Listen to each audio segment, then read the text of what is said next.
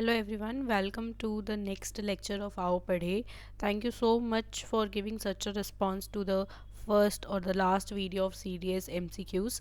Now इस video में हम बहुत क्विकली पूरे हिस्टोरिकल एवोल्यूशन को डील करेंगे of Indian constitution. Okay, and the first is the company's administration. यहाँ पे आपको सबसे पहले कंपनीज के एडमिनिस्ट्रेशन के बारे में पढ़ना है एंड रेगुलेटिंग एक्ट्स पढ़ने हैं. देखो क्या हुआ था ना कि 1857 के पहले सिर्फ और सिर्फ कंपनी रूल हुआ करता था. 1857 के पहले सिर्फ और सिर्फ कंपनी रूल हुआ करता था, ठीक है. एंड ये 1857 के बाद से क्या हुआ, तो ब्रिटिश गवर्नमेंट ने पूरा का पूरा जो सेक्शन है या फिर इंडिया है उसको अपने अंडर एक्वायर किया था. तो यहाँ पे क्वींस प्रोक्लामेशन कहा जाता है, इसको क्वींस प्रोक्लामेशन कहा जाता है, ठीक है. एंड सबसे पहले तो हम कंपनी रूल के समय जो इंडिया में चेंजेस करे गए थे उसके बारे में पढ़ते हैं. First act is regulating act of 1773. देखो इसके पहले का ना पीछे का थोड़ा सा बैकग्राउंड मैं आपको समझा देती हूँ. 1757 में बैटल ऑफ पलासी हुआ, जिसमें ब्रिटिशर्स ने रॉबर्ट क्लाइव के अंडर जो पलासी का बैटल है वो जीत लिया था और बंगाल को मीर जाफर के अंडर रूल करने स्टार्ट कर चुके थे. देन 1764 में क्या हुआ, तो यहाँ पे बैटल ऑफ बक्सर हुआ था, जिसमें फिर से मुगल एम्पायर को हराकर जो शाह आलम सेकेंड था प्लस उनके अदर साथी जो थे मीर कासिम और सिराजुद्दौला, उनको हरा करके इन्होंने क्या किया, तो इन्होंने 1764 के बैटल के बाद बंगाल को पूरी तरीके से अपने कब्जे में ले लिया था. लेकिन बंगाल में अभी भी बहुत सारी चीज़ें थी, एडमिनिस्ट्रेशन कैसे चलेगा, कौन रूल करेगा, तो ये सारी बातों को लेकर रेगुलेटिंग एक्ट लाया गया 1773 का. और इस समय गवर्नर था वॉरेन हास्टिंग्स, ठीक है.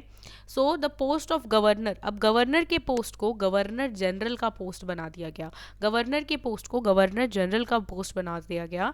And Bengal was the first province to have Warren Hastings as the first governor general of Bengal, ठीक है. So he was the first governor general of Bengal. इसको चार मेंबर्स की जो काउंसिल थी, एग्जीक्यूटिव काउंसिल, वो असिस्ट किया करती थी. एंड इसी समय सुप्रीम कोर्ट को भी बनाया गया कैलकाटा में, जिसके एक चीफ जस्टिस हुआ करते थे और 3 अदर असिस्टेंट जज हुआ करते थे. और पहले जज कौन थे, तो ये पूछ सकता है आपसे, सर एलिजा एम्पे इसके पहले चीफ जस्टिस थे. बंगाल के सुप्रीम कोर्ट के या फिर कैलकाटा के सुप्रीम कोर्ट के पहले चीफ जस्टिस थे सर एलिजा एम्पे. देन दूसरा 1784 में आता है पिट्स इंडिया एक्ट. इसको क्या किया इस समय, तो इन्होंने 2 अदर बॉडीज़ को डेवलप कर लिया था. एक था बोर्ड ऑफ कंट्रोल, ठीक है, और दूसरा था कोर्ट ऑफ डायरेक्टर्स, ठीक है. बोर्ड ऑफ कंट्रोल और court of directors. Board of control क्या करते थे, पॉलिटिकल अफेयर्स को मैनेज किया करते थे. And court of directors commercial affair को मैनेज किया करते थे, ठीक है. Board of control and court of director. Board of control किसको कंट्रोल करते थे, पॉलिटिकल अफेयर्स को. कोर्ट ऑफ डायरेक्टर्स किसको कंट्रोल करते थे, तो कमर्शियल अफेयर्स को कंट्रोल किया करते थे. एंड कंपनी का जो पोजेशन था were first time called as British possession in India. ये वर्ड भी पूछ रखा है. सबसे पहले ये ब्रिटिश पोजीशन इन इंडिया कहाँ कहा गया था, किस एक्ट में. So the correct answer will be Pitt's India act of 1784. सबसे पहले ब्रिटिश पोजीशन इन इंडिया इसी एक्ट में कहा गया था. The act was introduced by the then prime minister William Pitt. इसीलिए इसको पिट्स इंडिया एक्ट कहा जाता है, क्योंकि विलियम पिट ने इसको इंट्रोड्यूस करा था.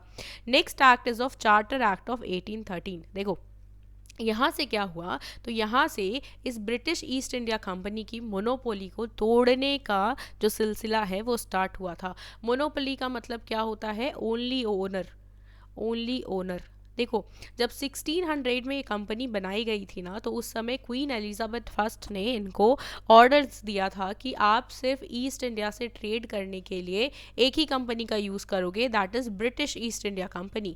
And British east India company के अलावा और कोई कंपनी इसमें पार्टिसिपेट नहीं करेगी, ट्रेडिंग एक्टिविटीज़ में पार्टिसिपेट नहीं करेगी. So that's why they ended the monopoly. Now 1813 में क्या हो रहा था, तो इन्होंने मोनोपोली को एंड कर दिया. क्यों, क्योंकि यहाँ पे दिख रहा था because the officials of the company were involved in corruption.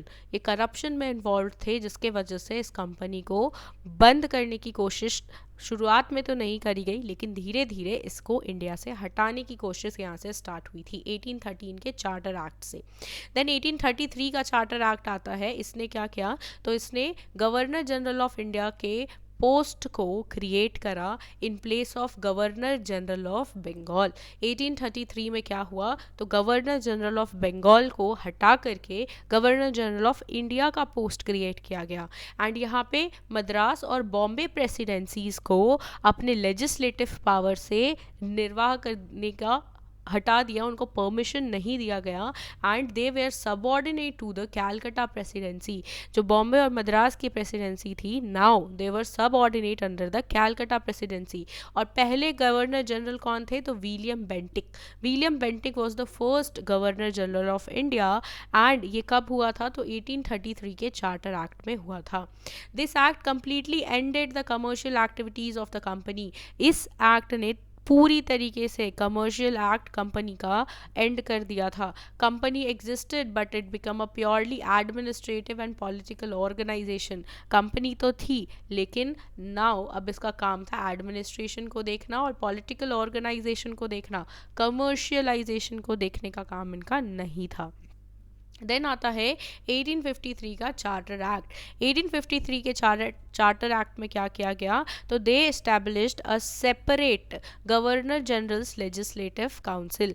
यहाँ पे अलग से गवर्नर जनरल की लेजिस्लेटिव काउंसिल बनाई गई, मतलब लॉ मेकिंग बॉडी। लेजिस्लेटिव का मतलब होता है लॉ मेकिंग बॉडी। ये बनाई गई किसके अंडर, तो गवर्नर जनरल के अंडर बनाई गई।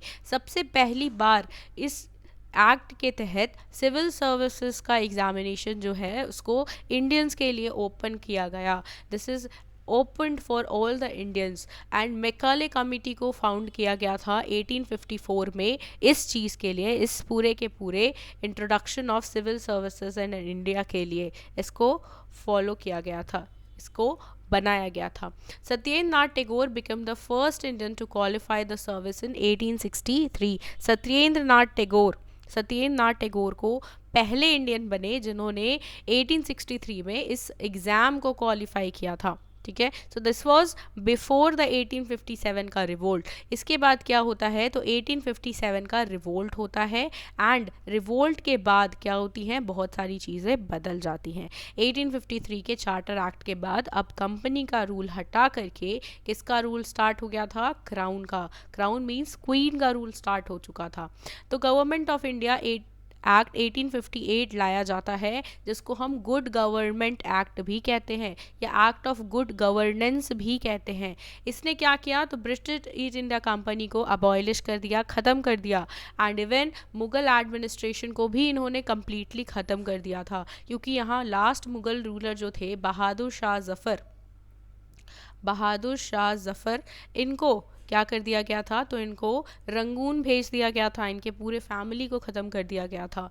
एंड अब किसका रूल स्टार्ट किया गया, तो ब्रिटिश रूल स्टार्ट किया गया, पार्लियामेंट का रूल यहाँ पे स्टार्ट हो गया था। इवन इन्होंने गवर्नर जनरल की पोस्ट को भी ख़त्म कर दिया एंड एक नया पोस्ट बनाया जिसको वॉइसरॉय के नाम से जानने लगे। एंड पहले viceroy was Lord Canning, he was the first viceroy of India. पहले वॉइसरॉय कौन बने, Lord Canning was the first viceroy of India. It also created a new office that is secretary of state for India. ये secretary of state का जो office है ना, वो India में नहीं बनाया गया था, ये इनके ब्रिटेन में बनाया गया था। ठीक है, वहाँ पे एक हेड ऑफिस हुआ करता था जो सिर्फ और सिर्फ इंडिया से रिलेटेड मैटर्स को डील करते थे। And a 15 member council to assist him, इसके अंडर 15 लोग काम करते थे जो कि इंडिया के लिए लॉ बनाते थे। And he was a member of British parliament, तो ब्रिटिश पार्लियामेंट के एक मेंबर को इंडिया का सेक्रेटरी बनाया गया। और यही सेक्रेटरी अब क्या करता था, तो वाइसरॉय को लॉ बनाकर देता था, लॉ पास करके देता था एंड इंडिया में इम्प्लीमेंट करना था वाइसरॉय का काम। देन 1861 में इंडियन काउंसिल एक्ट लाया गया, कुछ थोड़े रिफॉर्म्स करे गए, इंडियंस को थोड़ा पार्टिसिपेशन दिया गया लेकिन नॉन ऑफिशियल मेंबर्स के जैसे।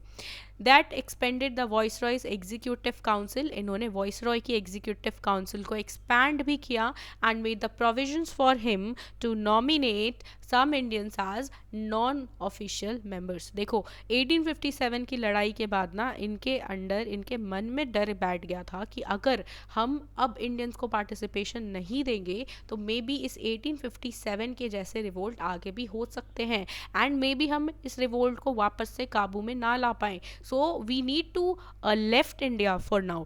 इसीलिए इन्होंने धीरे धीरे ये काम करना स्टार्ट किया. But as a non official members ये ज़्यादा कुछ कर नहीं सकते थे.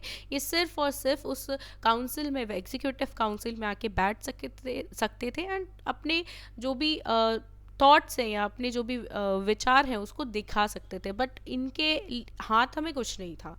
सो लॉर्ड कैनिंग ने अपने ही दावेदारों को यहाँ पे नॉमिनेट किया. Raja of Banaras, maharaja of Patiala and sir Dinkar Rao. ये तीनों कैनिंग के अंडर ही आया करते थे. तो कैनिंग जैसा बोलता था ये वैसे ही काम करते थे. सो नॉन ऑफिशियल मेंबर्स थे ये.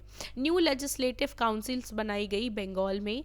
Then north western frontier province 1866 में बनाया गया और पंजाब को बनाया गया 1897 में.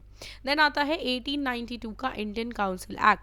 The power of discussing the budget, इसे याद रखिएगा. सबसे पहले बजट डिस्कशन का पावर यहीं से स्टार्ट हुआ था एंड ये लेजिस्लेटिव काउंसिल को दिया गया था.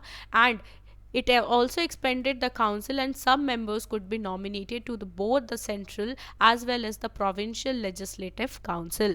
ये इन्होंने काउंसिल, एग्जीक्यूटिव काउंसिल को भी एक्सपैंड किया था प्लस बहुत सारे मेंबर्स को यहाँ पे नॉमिनेट करने की बात करी गई थी. सेंट्रल काउंसिल में भी प्लस लेजिस्लेटिव प्रोविंशियल काउंसिल में भी. मतलब सेंटर वाले स्टेट्स में भी, जैसे कि आपकी कैलकाटा की प्रेसिडेंसी आ गई वहाँ पे भी, प्लस बॉम्बे और मद्रास प्रोविंसेस में भी इन्होंने मेंबर्स को ऐड करने की बात करी गई थी. देन आते हैं 1909 का इंडियन काउंसिल एक्ट जिसको हम मॉर्ले मिंटो रिफॉर्म्स कहते हैं. ठीक है. और ये जो मॉर्ले है ना, ये उस समय सेक्रेटरी हुआ करता था एंड ये जो मिंटो है उस समय वॉइसरॉय हुआ करता था. ठीक है. सो इसलिए इसको मॉर्ले मिंटो रिफॉर्म्स कहा जाता है.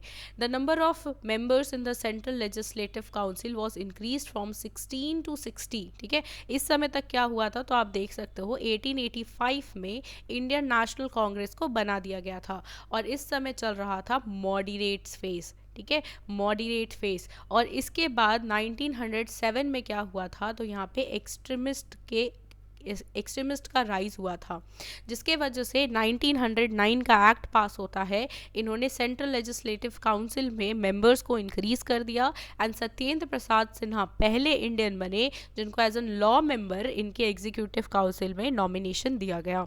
कम्युनल इलेक्टोरेट दिए गए. मुस्लिम्स को सेपरेट रिप्रेजेंटेशन दिया गया. क्यों? क्योंकि 1906 में यहाँ पे मुस्लिम लीग बनाई गई थी. ऑल इंडिया मुस्लिम लीग बनाई गई थी फॉर द बेनिफिट और for the interest of the Muslim as well. So Muslims को सेपरेट इलेक्टोरेट या सेपरेट रिप्रेजेंटेशन भी यहाँ पे मिला.